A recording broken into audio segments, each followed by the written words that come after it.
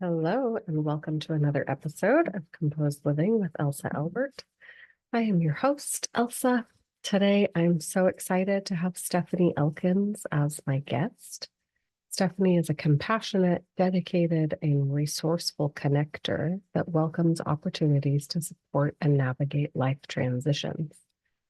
As a family caregiver consultant, end-of-life doula, and the founder of Be Present Care, Stefanie has over 20 years of experience supporting and helping people navigate challenging life transitions, such as caregiving, end of life, and grief. Her expertise includes being an educator and facilitator on advanced care, caregiving, and end of life conversations, as well as creating plans and programs for families, healthcare, and senior focused organizations.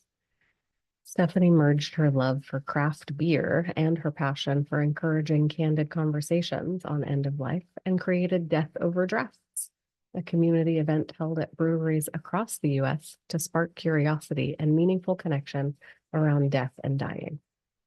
I know that just hearing that introduction, maybe it sounds a little morbid or it's not a conversation that you want to participate in, but I think we need to have these conversations. I think they can be fun. I think they can be lighthearted. I think we need to think about the logistics of taking care of aging parents or preparing our own children for the reality of our own end of life. It's real. It's something everyone will go through, and it does not need to be scary or difficult or causing any more anxiety, than just it is what it is. I love this conversation topic because I plan every part of my daily life. And when I learned that there are people who help you really beautifully plan your end of life, I was like, yes, sign me up because I want it to be a fabulous party. Anyway, join me in welcoming Stefanie. Welcome, Stefanie. Thank you so much for being my guest today. Oh, I'm so happy to be here with you. Me too. Uh, and so Stefanie and I met at my shop. She came into the store on a day that I wasn't there, but then came back on a day that I was there, and we got to sit and have a preemptive chat. And I mean, you already know, I just love this topic. I'm so excited that there are people who do what you do so that families can feel prepared and safe and comfortable and taken care of throughout, a process that like people never talk about, which is what we're going to do today. So maybe you can tell our listeners what it is that you do and how you got started. Yeah, thank you so much. Currently, I have a company called Be Present Care, and I am what it's a to be present is so important, right? I'm a family caregiver consultant and end of life doula. So I guide and support caregiving and end of life conversations, plans, and programs. I really want to meet people where they are on their journey for themselves or being a caregiver for somebody else. So sometimes you need support to do that. We can talk about that a little bit more later. But my start was my start was actually working, volunteering at an assisted living. My mother was an activity specialist at an Cool. assisted living residence, and I would go and play bingo with her. And I loved showing up there and being with the seniors and knowing in that moment it was fun.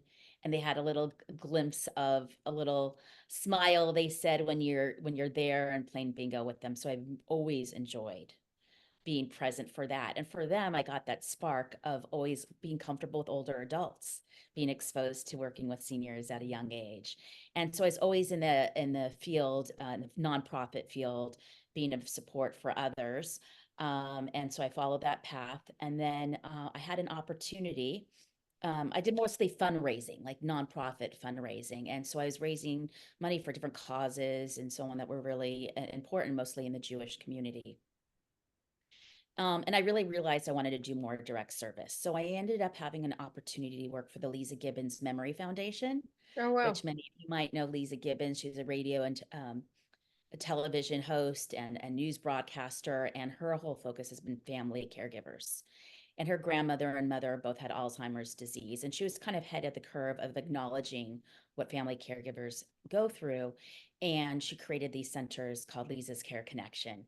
And for 8.5 years, I had the privilege of running some of them, the centers in Los Angeles. And there I really got to see and experience and hold space for family caregivers in the earlier stages of dementia, Alzheimer's, and other memory losses. Our focus was on education, empowerment, and energy. And I really got to see the scope of what goes into being a caregiver, which is all the different aspects of taking care of somebody else, and then also self-care for yourself. I realized at that time, part of the conversation that wasn't talked about was the advanced care planning piece, which I know we'll go into later, and Yeah. especially the end of life, talking about death and dying. And I felt like that part of it needed more. People didn't show up for those conversations or wanted to learn more. But these were some long goodbyes of people. Some of the listeners here have taken care of family members or known people that are dealing with dementia. So with that experience, knowing those conversations weren't had, and at the same time, I had a couple of friends that experienced their own deaths in their family. One was a husband, and she had a young son at that age, and another one who had a son that died of SIDS. Mm. And I wanted to really see how I can be of support and show up for them. It was really important for me to like get it right. Like I didn't want to run away.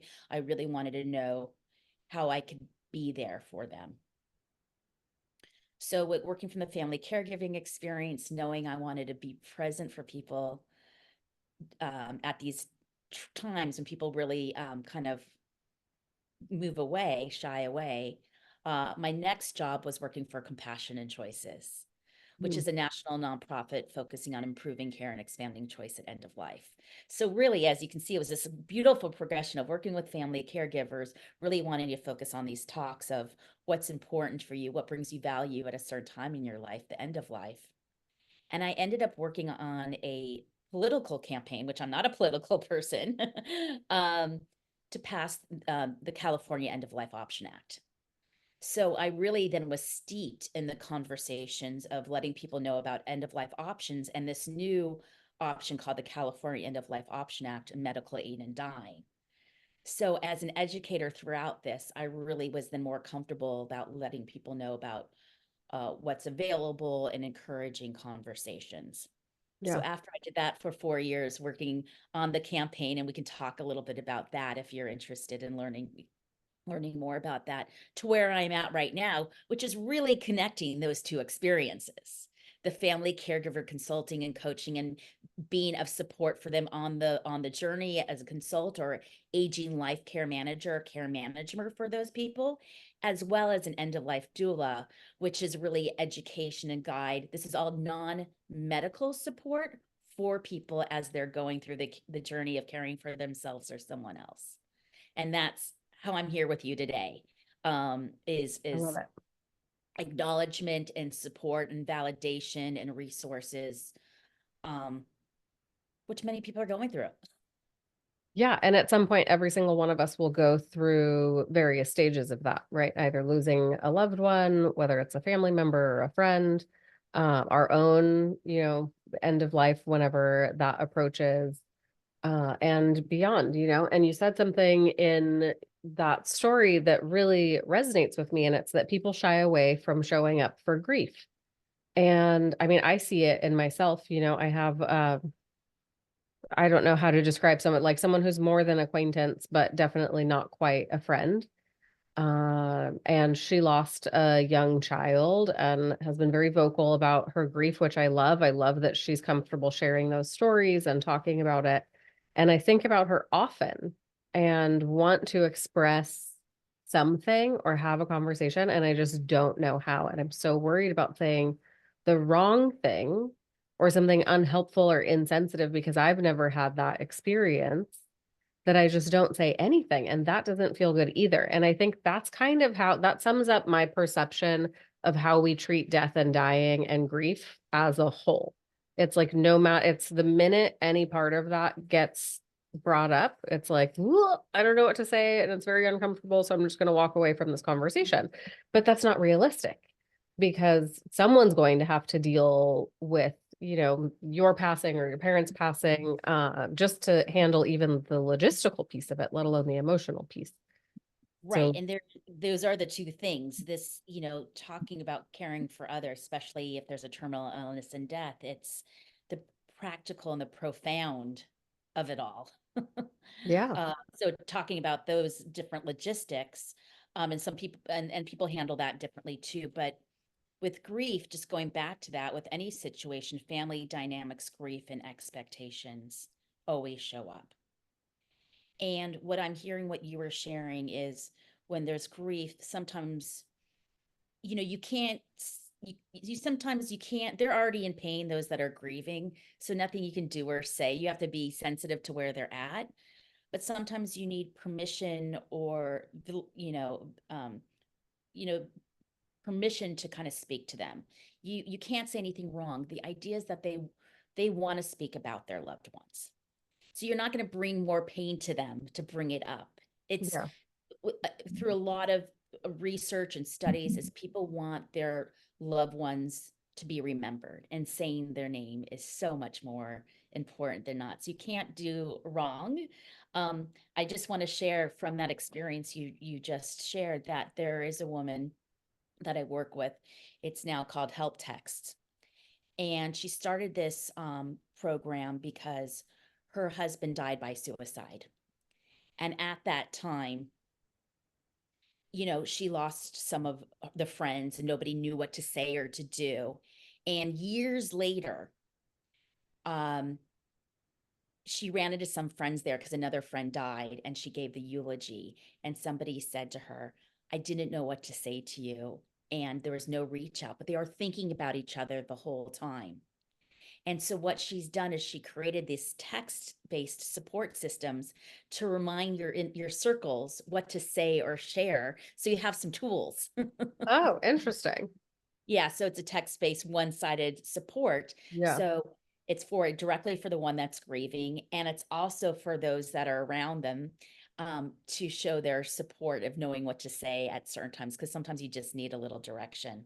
yeah, What I do with my work is I lean into that. When somebody does say something, my go-to is just as a tool of asking what that individual's name was hmm, that passed, and bringing them into the circle with us in terms of saying their name, and just sharing something about them as a way to start. yeah. That's beautiful. And I think with the email that you're talking about, the Facebook, you're hearing you're showing up and reading, and just all you say is thank you for sharing your son or daughter with us. Thank you for sharing your pain, your scene. Yeah, that's nice. Um, let's talk about so I I shared know I've with covered a lot. you previously, um, well, I'm gonna pivot there. Okay. You use a term that I love called sandwich caregiver.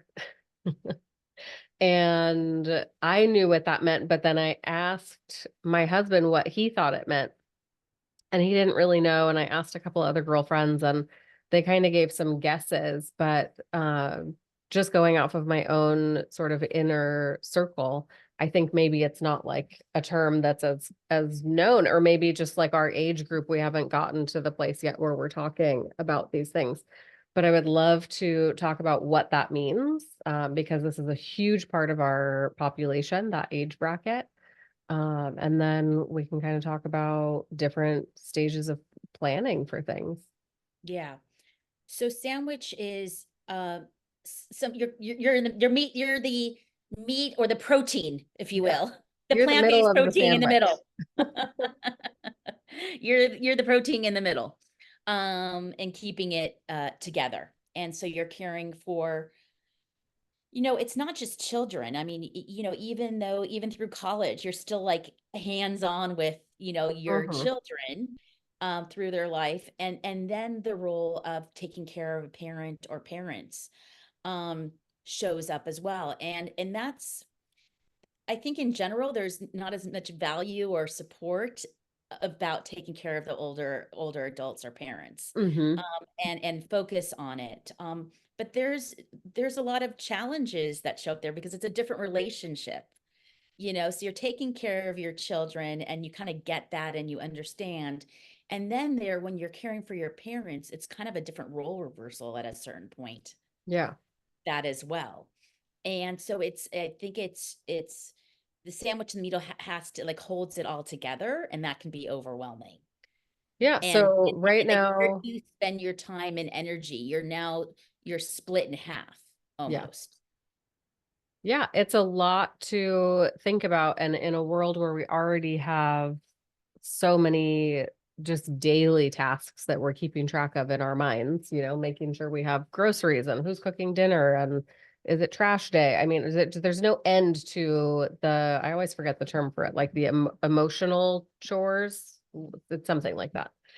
Uh, and I was just talking to a girlfriend about it this morning where it's like, oh my God, there's just so much to keep track of. But then when you add in the role of a sandwich caregiver, that's, like Chad and I right now, we have three older kids, but we have so much to think about as far as taking care of them. We have a daughter turning 24 this week, and she lives at home. And so we're worried in our relationship with her. It's like, okay, let's talk about independence. Let's talk about financial security.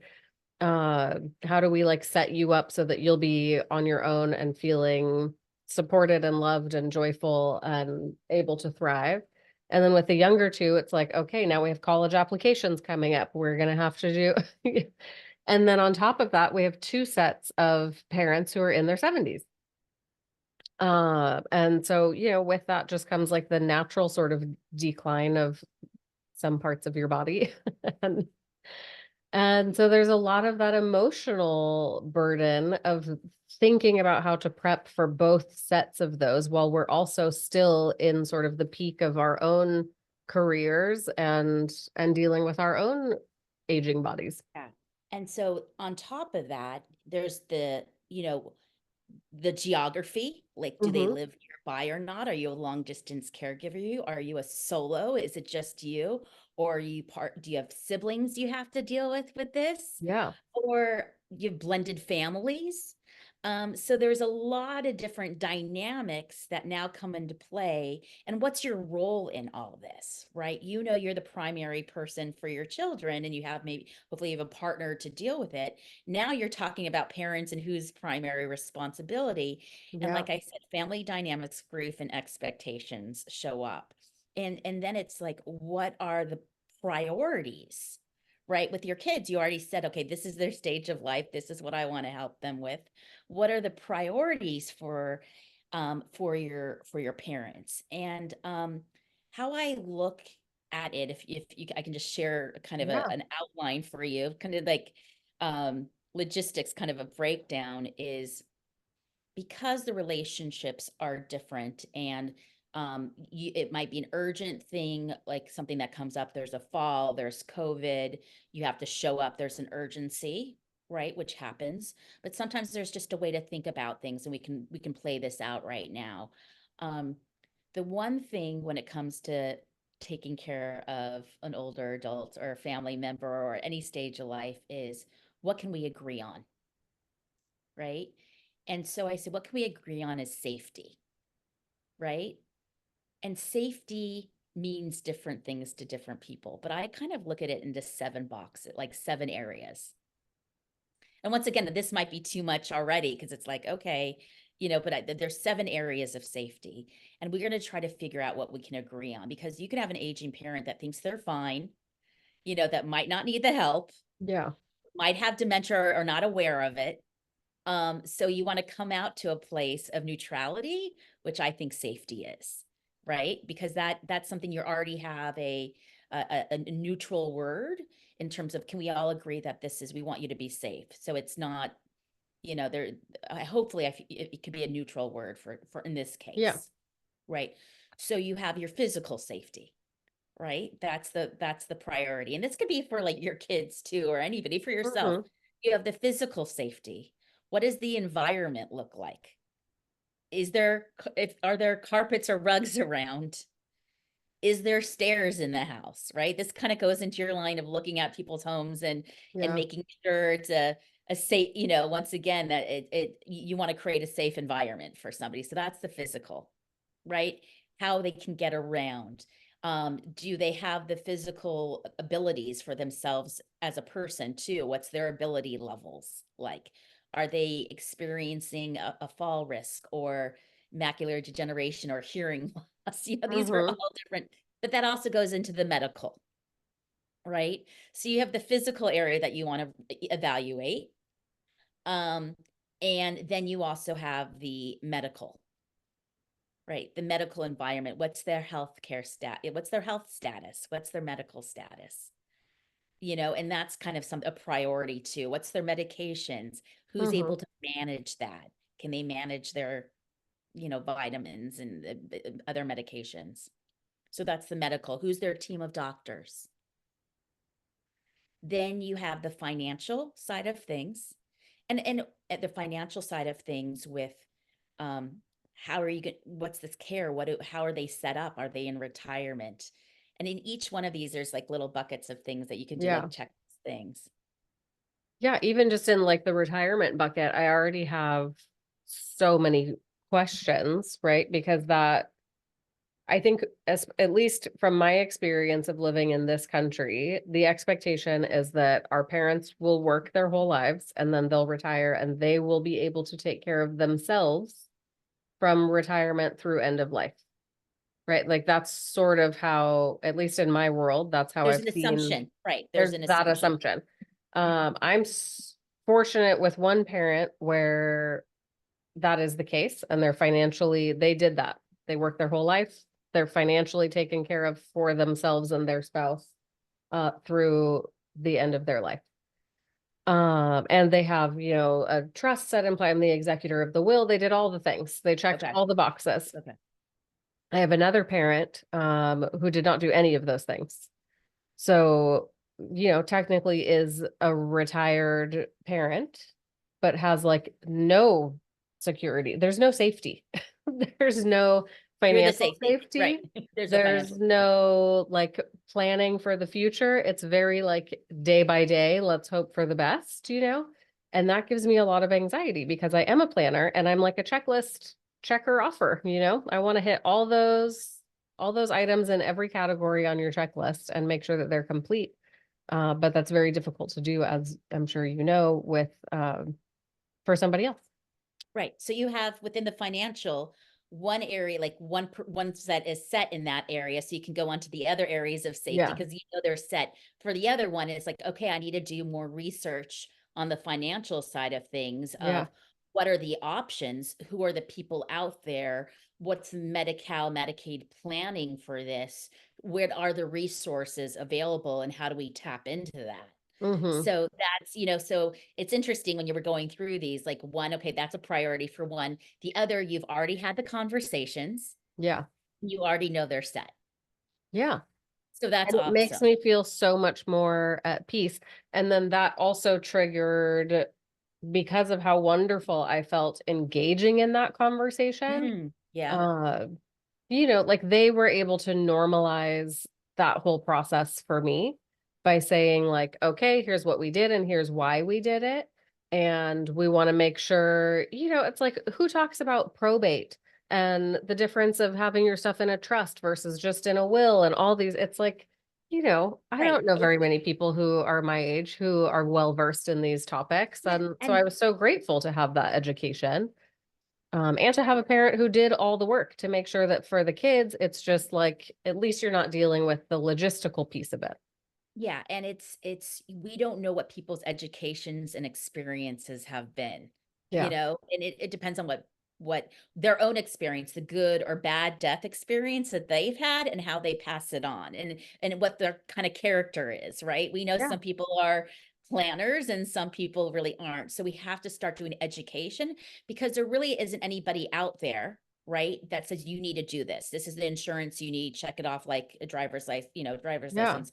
So when you're with another insurance, car insurance, home insurance, all of that.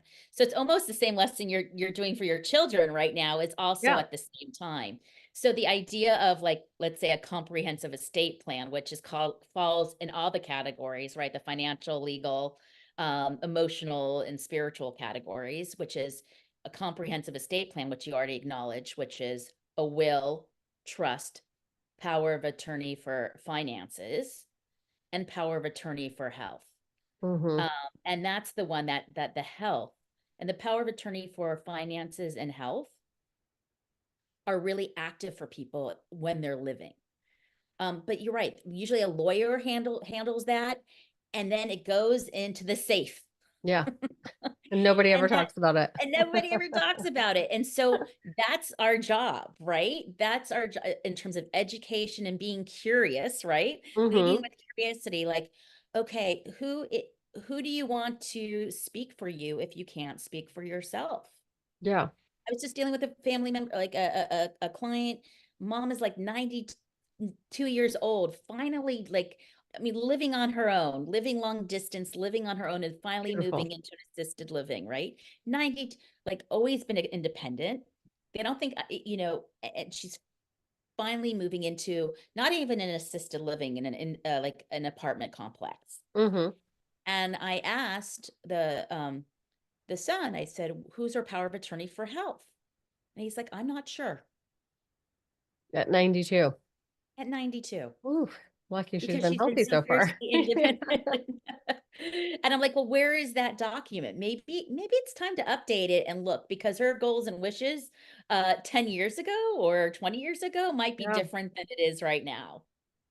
Yeah. I mean, so, I told you already, Chad and I, so after having this conversation with one of my parents, then I was like, well, why are we not doing this for our family?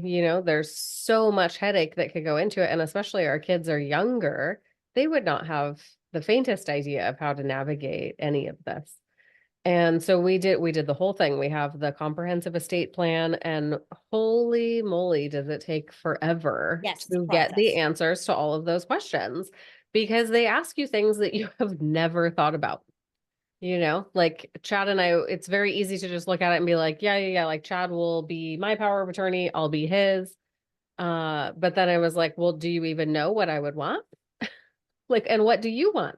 If I had to make decisions for you, let's say, he's in a coma or something, I want to know what his wishes are. And so you can't just say, I'm going to designate this person. You also have to actually like think about what your own wishes are and share them with that person. And it's Yes. not just about, the medical, also, obviously financial, and what happens if, we had to pick like the third person also, like as in what happens Yeah. if something happens to both Chad and I, then who's that person?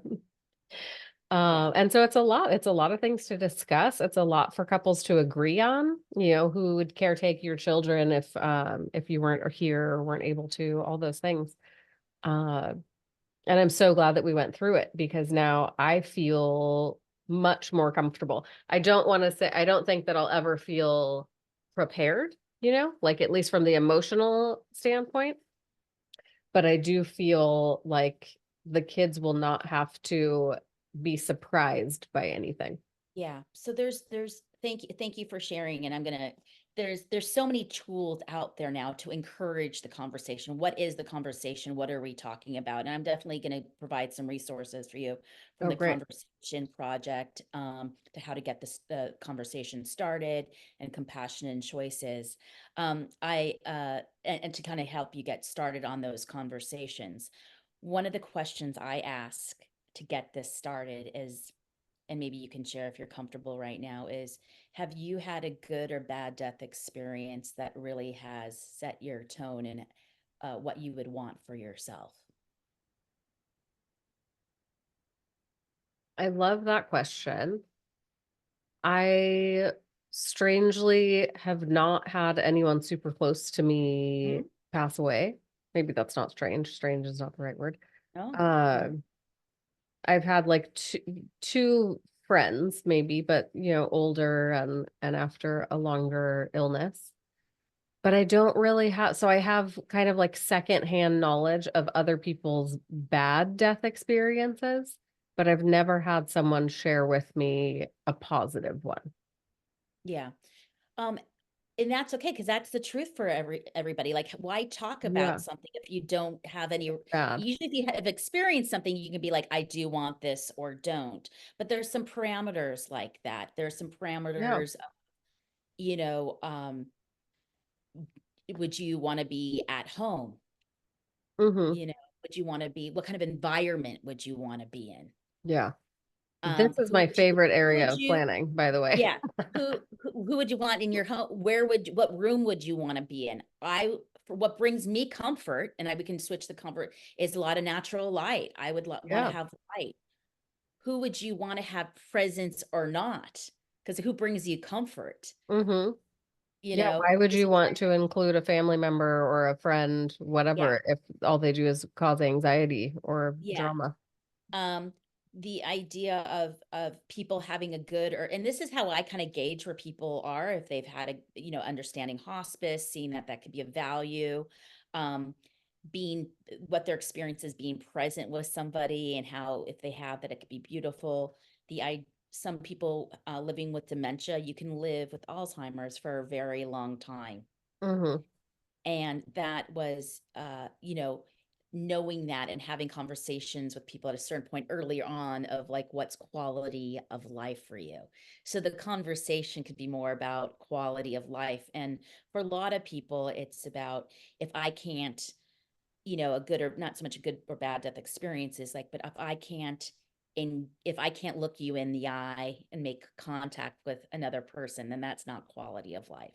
Mm-hmm. If I can't laugh with you, if I can't watch a football game, like, what are other experience that are Yeah. really like kind of markers of what's good or bad. And I do that as a gauge for where people are. And if you don't have an experience, it's kind of like, what is meaningful for you? you know do you want to be able to engage in conversation? Do you want to be in pain or not? Like, you're somebody that, we talked earlier, you have a pretty high pain tolerance. Mm-hmm. So for you, you want to have more conscious, maybe, right, than unconscious Yeah. at a certain point, because you can kind of deal with that. So that's maybe one thing that's important to you. And I There's think like also, memories are so important to me, being able to recognize people and your history with them and have those shared memories, like dementia or Alzheimer's would be my least favorite of all the ways for my end of life to come about. So that might be something that, having your cognition and memories and being able to communicate that is really a Hmm. priority for you. And so if you put that into your directive, going, if there's a point in time where I can't communicate with you, then and share memories and stories, and that's not quality of life for me. And that depth of it, like I said, with these different tools, you might not get into with the lawyer even. Yeah. And that's kind of why I focus on those the advanced healthcare directive, that kind of power of attorney, where you talk about, who do you want to speak for you if you can't speak for yourself? Yeah. And that's, at What's least the from my thing? Yeah, experience, that's definitely where the attorneys and the estate planners leave it. It's just all they it's need for you to do templated. is check the box to complete the decision.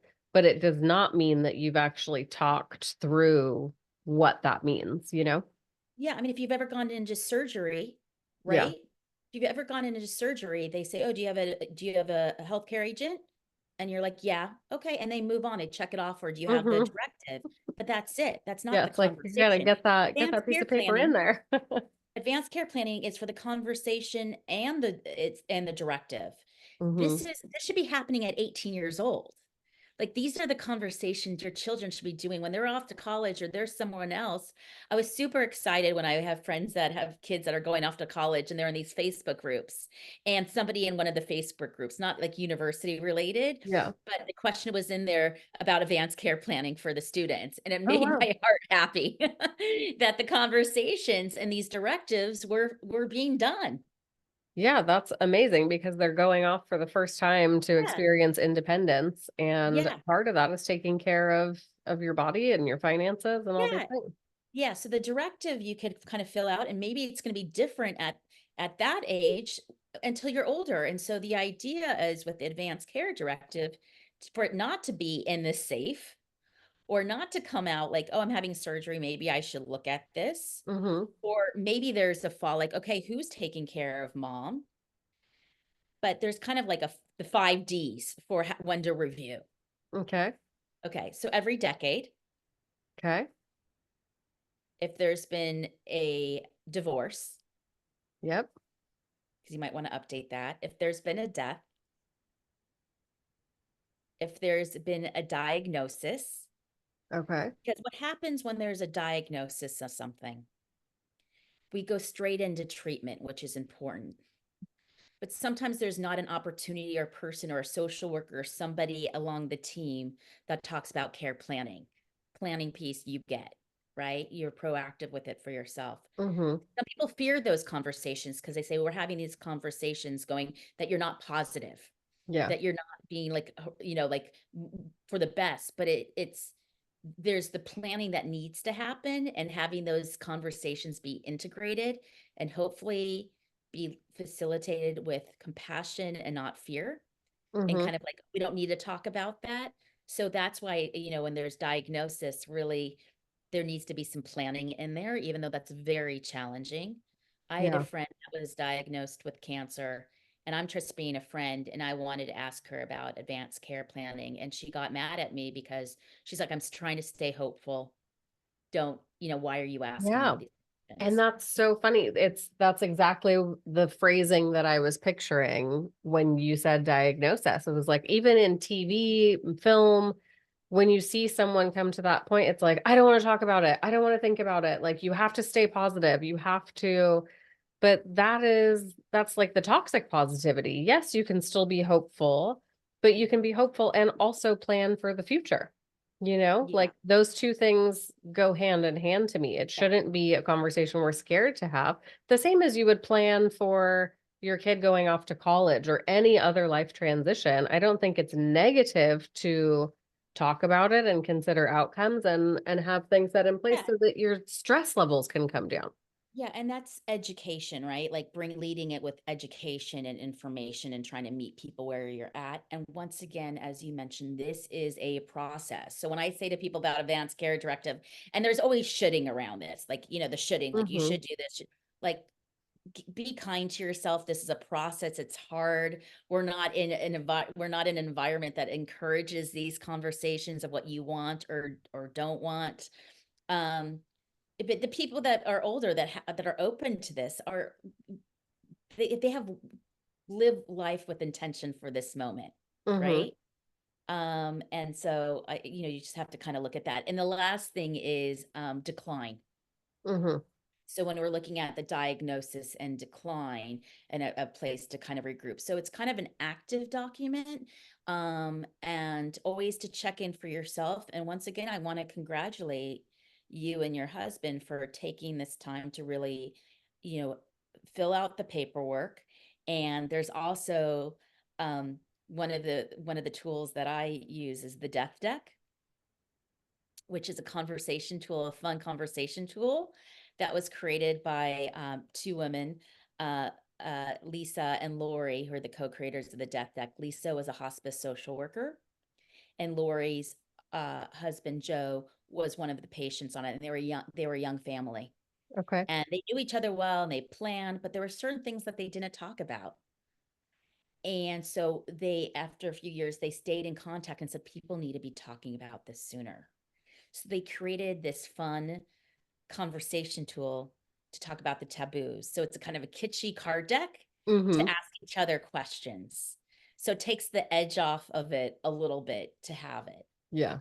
And I use the death deck as part of another thing that I do, which is called the death over drafts, which is hosting conversations at breweries, encouraging end of life conversations at breweries to kind of be seen. Like we're Yeah. here to talk about it and we And play it's not this. something that needs to happen in like some drab attorney's office somewhere. It's not, I mean, for me, I already can picture sort of like my dream end of life experience. And the fact that that's even in my consciousness now, I'm so thankful for, because it takes away a lot of the fear and anxiety around it for me. And the Mhm. same as I listen to like guided meditations about like my living vision and what's like a snapshot of my ideal life. I love knowing that I also have a similar snapshot. Like, what does a moment in time look like towards the end of my life? How do I want to feel? How do I want to reflect back? What memories do I want to have made and created? I think it helps me to live more intentionally, because now Yeah. I'm working towards something. I'm working towards this, Yeah, and it's a this work in great goal of a progress, beautiful right? death. Yeah, it's a process and a progress and not a fearful to share with others. And Yeah. so that's kind of, and a lot of people now kind of are having like living celebrations, like doing things sooner Yeah. than later so you can actually be present. It's like, why? What did I just watch? Curb Your Enthusiasm, and one of the characters plans his own, he like has a funeral, but he watches the whole thing televised from his bedroom. So he has everyone together in like his living room and he's upstairs like eating popcorn and drinking a Oh my cocktail God. and watching his friends have a fake funeral. Yeah. And it's funny because Like, some people yes. want to know. That's one of the questions. Like, would you want to be a fly in the wall at your own funeral? Yeah. No. Would you want to be it? How Yeah. about, would you want it? I Would don't you think want to it's be for me. there? No, I don't think so. Ah, I mean, I want to have beautiful memories with my family going all, for the rest of my life. But no, I mean, I think I would like for it to be more about joy, more about getting people together, than a somber, sort of like how you think of your traditional celebration. yeah, and I think that's it. And putting that in, and not all advanced care directives, and this is also thing that you want to put in there what you're there at the end of life, there's like your disposition, and then Mhm. there's like the funeral or celebration and what you want from that. So the idea of like, I want this to be a joyous event. Yeah. I want this to be a celebration. Like just having those words in there, Yeah. this is how I want everybody to wear white. Yeah. And I mean, I ended up learning a lot because what I told Chad was that I wanted to be, when we retire, we want to have a lot of property and I want like goats and chickens and all the things. And so I told him I wanted to be buried on our property and that they would like plant an orange tree above where I'm Yes. buried. I'm very into like the green burials, which is a whole nother conversation. But then I learned that you can't do it in the state of California. If it's your property, you can. You can? It's if it's your property. Interesting, because I read the opposite, that even on your own property, you can't bury. Now this conversation has taken a turn. I'm sorry for all the listeners. Maybe you can Well, bury yourself on your own yeah, property. in California, Yeah. maybe it's changed, but I know that about California, and I also the Interesting. organic human composting Hmm. um, is legal now in California, but it's not going to be instituted Yeah. for another couple of years. So that's something I Interesting. know in terms of your other conversations. I just was listening to the fertilizer one. I'm like, oh my Yeah. goodness, I'm like so excited to share this opportunity for you. Well, and I But just feel that's like coming I've down the spent road. so much of my focus in life is on sustainability, on not having chemicals, on living a more natural experience and minimizing our impact on the planet. And then you look at the death business and it's all chemicals. It's so unnatural. It's such a weird like detachment from life none of it is in line with my values. And so that's not what I want. There is a huge shift right now and you're part of it. I love you're it. you're part of it, and even the idea of taking death back, kind of the Yeah. idea of you can die peacefully at your home, you can have people care for you and clean you and touch you and kind of embrace that at home if that's something that you want. Yeah. um and And that so sounds there is beautiful. I want to be the like end of in life. our home. You can be shrouded in organic Yeah. shrouds. You can, so the idea, and that's in the terms of the work of, end of life doulas, and just like a lot of other specialties, there's the preparation Hmm. of advanced care planning, your care, what you want when you're living and in death. There's the transition period of somebody dying and the grief and the memorial afterwards and the bereavement afterwards. So there's all this work in terms of the doulas out there kind of focusing in these different areas of this experience of guiding, because all this is not just about a medical way of handling Hmm. things Yeah. or legal or financial, it's emotional and spiritual. So we're taking it back. We're looking at it holistically. We're looking at it. People are looking at things more sustainability. And so there's this woman who was an architect who created these kind of other alternatives for individuals that are like, we can do things differently. Like a lot of your other guests, we can do things differently in our Love that. life and in our death. This is why I'm so excited about this whole topic, because not only can people finally be educated on the logistical piece, right? Where it's like, and like you said, we should have already learned this by the time we were 18 years old. It's like we need to be taught how to, maybe people don't balance a checkbook anymore, but we need to understand finances, basic home economics, how to plan for longevity, retirement, all of these things. As much as we also need to be planning for the logistics and the emotional piece of what's going to happen at the end of our lives, as much as we can. Sometimes things are just a surprise and whatever, but that's where getting the logistical piece handled, I feel like at least removes one of the burdens if it is a surprise. Uh, but I just love that the conversation is changing around the decisions that you can make for yourself. Yeah, it's about not quantity, it's about quality. Mm-hmm. And in life and in death, what's important to you. And that shifts over time as well, because things, as you get closer to death, your world gets smaller, but you still know what's important to you. You still have your values. You Mm-hmm. still want to have meaningful things around you, if it be music, if it's, and these are things you still have control over too, Yeah. right? Music and people and touch Yeah.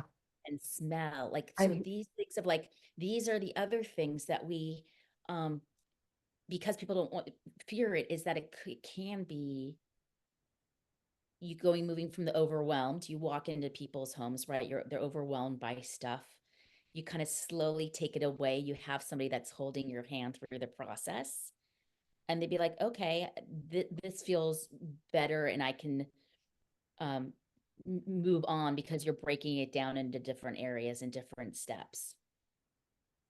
yeah. And we help people with composed living. We help people of the older generation, sort of, maybe they're getting rid of their family home or they're moving into assisted living, moving just for some reason or another, they're downsizing. And Yes. it is so difficult. You see a lot of people who feel like they're letting go of their memories, or it's this huge Mhm. transition because now it's official, right? Like now I'm officially in my last chapter of life. Like that's what it feels like. And they may very well go on to live another 30 years after this. It's not like everyone is, they're a month out. It's like they're just no longer needing to live in a 5-bedroom home. Maybe they need a 1-bedroom condo or something that's easier to manage.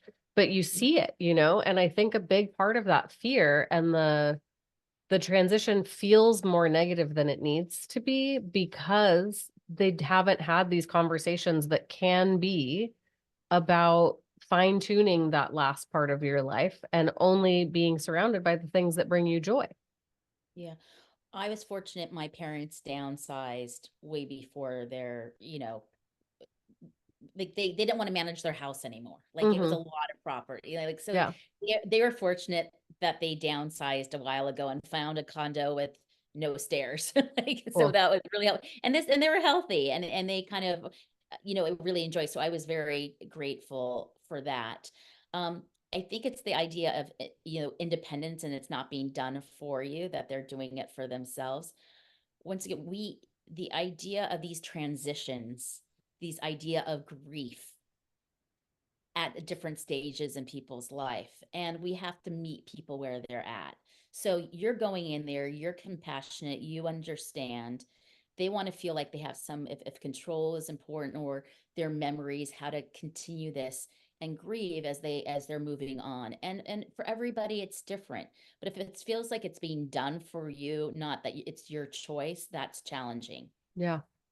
Especially when people are, caregivers for like a couple that's been caregiving for each other. One has dementia, one has to move out. Like there's such significance to the home, and it's just identifying the grief, acknowledge it, know it's grief, know it's a transition, and be as supportive as you can in moving them forward, and creating that team support, because they're going to hear it differently from you than maybe their own Yeah.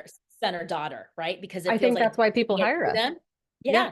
And so that's Because why they we're can't do it. a team, right? We're kind of a team coming in and being like, okay, what's a priority for you? Why don't you share this story?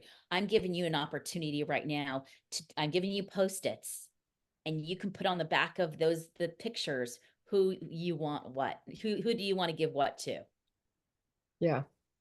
and And so it's like, yeah. yeah, I mean, I love working with people through any life transition. I think it's such a meaningful experience, and we're always so honored that people include us in those, whether it's preparing for the arrival of a baby, or you just bought your first home, or an elderly couple maybe downsizing and moving out. Uh, but the experience is so different when you go through it with a stranger who you've hired to support you versus a family member who might be the most wonderful daughter, son, aunt, uncle, cousin, parent, whatever. Somehow it just really doesn't matter in those moments. It's It's a different so contentious. relationship. Oh, Yeah. It's really that's, hard. And then yes. I see the difference in how our client might speak to their family member versus how they react to us. And it's night and day. So I highly recommend, if you have an aging parent who's having a difficult time going through any of this, hire someone like Stefanie to help them feel better about what's coming, to help them feel like they have more control, work with an organizer or a mover or an Oh, estate yeah. planner, And like people specialize working someone. with seniors. Yeah. Yeah, like just get everybody all the support so that you can just focus on having a wonderful relationship with your family member and not on these terrible logistics. Let us take the blame for downsizing and eliminating things and the Yeah. hard questions. Because sometimes it's the only time that siblings come together again, right? Yeah. Is when they have to take, they like speak, some like move across the country for a reason. But when they always have to come together and caring for their parents, and the dynamics are still there. And so having somebody of neutrality that can kind of create the plan and stick to the plan, and kind of, you know, deal Yeah. with the text. Yeah. Yeah. I think, it's so funny because uh we always say like what we do is manual labor, but we're also like therapists. Oh, yeah. We're managing your emotions and also moving everything around in your home. Yeah, you're being welcomed into somebody's home, and like idea of coming in with no judgment and kind of there to support them. That's a little Yeah. more empowering for them as well. And being seen. Yeah. It's a very intimate offering, but what both of us do. You Yeah. really get to know all the guts of the person you're working with. Yeah, and like kind of trying to figure out what their priorities are, right? Hmm. What's, in terms of that safety, like what's important to you. And the goal for, as we know with the sandwich, the goal of the parent could be different than the adult child. Yeah, for The sure. priorities could be different there. But safety's all there, right? The idea of the priorities of safety. I love that. Yeah, that's such a good opening place for any of these conversations. So cool. Well, we're going to have a workshop together soon. I know the date we're still figuring out. But Stephanie will be in the Composed Living workshop space in Woodland Hills. And we'll have a wonderful class coming up. Do we already have the topic finalized? Yes, it's empowering caregivers, tools and insights for navigating the aging parent journey. And it's a journey for Wow. everyone. And once again, that's age. It's kind of funny that you say aging parent because we're all aging. Like we're Mhm. not Yeah. through trying to meet you where you are on the process of caring for your parent as well for yourself, through elder care and end of life, because I feel it's fluid. Hmm. And so I bring up, it's this larger conversation that we've had here about Love it. what's important, what's vital for you, what are your values now in terms of living a quality life. Oh, I'm so excited. I can't wait for more people to be educated on this topic and start having these conversations for themselves and their own families. It's just so important and really does not need to be taboo or scary or something that we shy away from, you know? Yeah. So I think your environment to have these conversations, more conversational, and then we can also it's the conversational and the planning because Hmm. we're to-do list people, right? Yeah. So we want to do both. We want to kind of, and I see your mind going, okay, this is what I have taken care of. Now what's next priority for this set of parents or this set of parents, or I want to work on my directive with my children or review it with them. So we're gonna all figure out what's important for you right now. What are your priorities? So we're gonna be a collective, but it's also gonna be we're gonna have some one time for you to kind of prioritize and focus on what your needs are and the resources that maybe come with it. Awesome. I can't wait. And thank you so much for being my guest today. I love chatting with you. I love the services and the resources that you provide for people. And I'm so thankful that you were willing to have this conversation today. My pleasure. Thank you.